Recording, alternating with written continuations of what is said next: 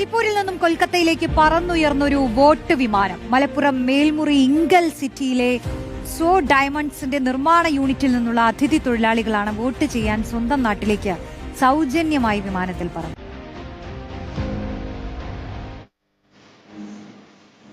ഇത്തവണ വോട്ട് ചെയ്യാൻ നാട്ടിൽ പോകണമെന്ന് തൊഴിലാളികൾ തീരുമാനിച്ചിരുന്നെങ്കിലും ട്രെയിൻ യാത്ര ദുഷ്കരമായിരുന്നു.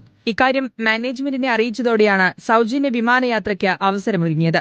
48 തൊഴിലാളികളാണ് ഇന്നലെ 2 വിമാനങ്ങളിലായി കരിപ്പൂരിൽ നിന്ന് യാത്ര തിരിച്ചത്. തിരിച്ചുള്ള വിമാനയാത്രയും സൗജന്യമാണ്.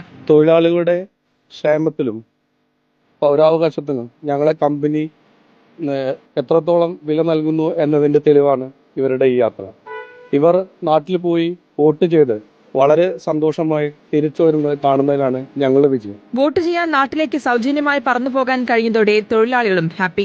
हमारा कैपिस्टोन कंपनी इलेक्शन के लिए सबको फ्लाइट का टिकट बुकिंग करके दिया है और आने का भी दिया है, तो इसके लिए हम कंपनी को अपना दिल से शुक्रिया अदा करना चाहता है. ഇന്ത്യയിലെ വിവിധ സംസ്ഥാനങ്ങളിലും UAE-യിലുമായി 400ഓളം ഔട്ട്ലെറ്റുകളാണ് സ്വ ഡയമണ്ട്സിനുള്ളത്.